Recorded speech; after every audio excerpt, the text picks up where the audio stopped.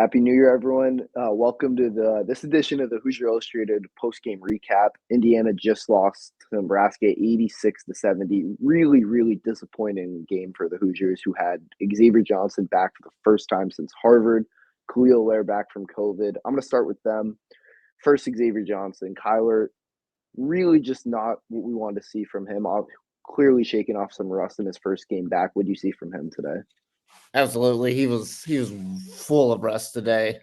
Pretty much a non-factor. I think he only took 3 shots, had 0 points, couple rebounds, couple 3 assists, somewhere around there. But yeah, he was honestly just out there trying to get a feel for the game again. You hate that the fact that I think he missed 6 games, that going back into the Big Ten, the very first game back in the Big Ten was his first game back. You kind of hope that he would have seen him back, maybe like with the Kennesaw State game at the very latest. But it is what it is. You can't complain that he's back, but at the same time, it's like it's going to take him a little bit, probably another game to kind of figure out the flow of the game again. I mean, missing 6 games and just, coming off a foot injury or whatever he had, that's tough to come back from. But I guess it's a positive sign that he is back. But tonight, he was on a pitch count. I think he was pulled within the first 3 minutes of the game right off the bat. Gabe Cupps came in and they just kind of threw him out there, let him run around a little bit and just see what's going on. But obviously with Khalil Ware, he came back as well after missing 1 game of COVID. Easily the biggest, good takeaway from Indiana was him back, even though, it got towards the game and he was easily gassed. And I think a lot of that comes from a sickness and that as well. So it's good. Indiana looks to be back at full strength again, or at least they're really close to being, but they got all their guys back. So that's a positive note come out of this really, really ugly game. Yeah, ugly is, I guess, the best way to put it. Indiana, I believe, season high 19 turnovers. Nebraska scored 27 points off those 19 turnovers, compared to Indiana 6 points off turnovers. That seemed to be the difference today, especially Indiana, really unable to take care of the ball. 15 steals for Nebraska. What did you kind of see there? Yeah, it's just sloppiness. That's what it is. And you will not ever win games on the road in any conference, let alone the Big Ten, if you're giving up 19 total turnovers and giving up 27 points off those turnovers. Nebraska is not the Nebraska of old. They're not a struggling team. They're not a struggling program. They are a pretty good team right now. And they have a lot of smart players and a lot of players that will take advantage of those turnovers. That's been kind of Indiana's one of their weaknesses this season is the turnovers. But on the road, you got to be smart enough to take care of the ball and realize, what you're up against. And Indiana just wasn't that tonight. It is baffling to know that a team can go on the road and not just be so careless with the ball. But that's what you saw out of Indiana today. The guards weren't great. That a lot of passes, I noticed that they would throw to Khalil Ware's feet, which caused a lot of turnovers, and then Nebraska would just get out and run. And then you look at Nebraska, who had only 8 turnovers, and Indiana only scored 6 points off of it. So Mike Woodson's talked about a lot of times he wants to be a team that's going to get out and run and score in transition and everything. That right there is not it. And it really hasn't been it this season. So I don't know what this kind of team this Indiana team is right now, but they are definitely not a team that can score in transition like that. That's something that they got to work on both sides of the ball. Yeah, and on the other end, it's been a kind of recurring theme this year. Indiana struggled to defend shooters, especially opposing guards. And we talked about him at length on talking about the Hoosiers podcast earlier this week, but Keisei Tominaga torched Indiana. No one seemed to have an answer for him. He finished with a game-high 28 points. And he has really struggled kind of coming into this game, and it seemed like a breakout spot, and he did just that, Indiana.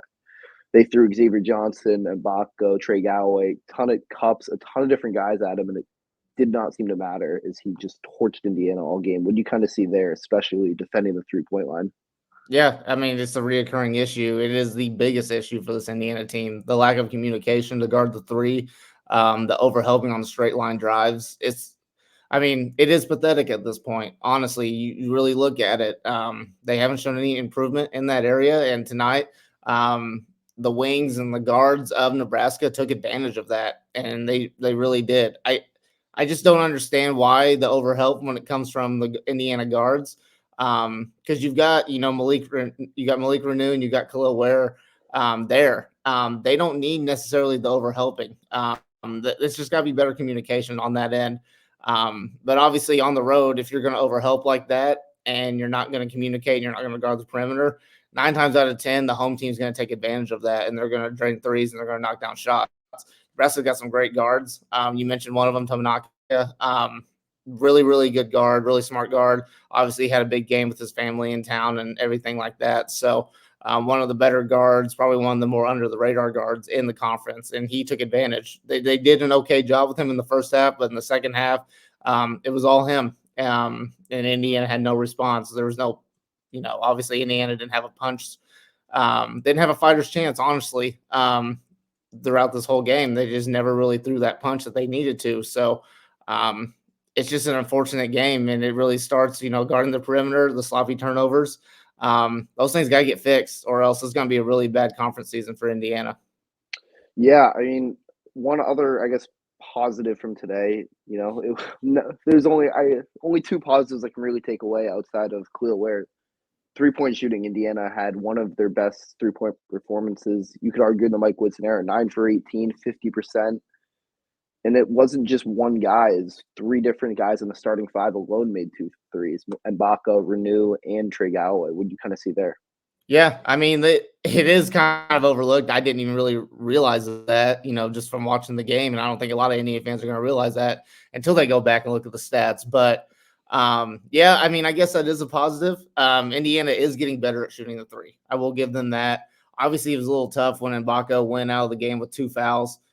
You took away a lot of offense there. It didn't really necessarily hurt on the defensive end because we just know what kind of defensive player Mbaka is right now. But that really hurt the offensive end. But Indiana was able to, kind of bounce back in that way, shooting the perimeter ball. Malik Renew continuing to show that he's got a lot of tools in his game, shooting the 3 ball really well right now.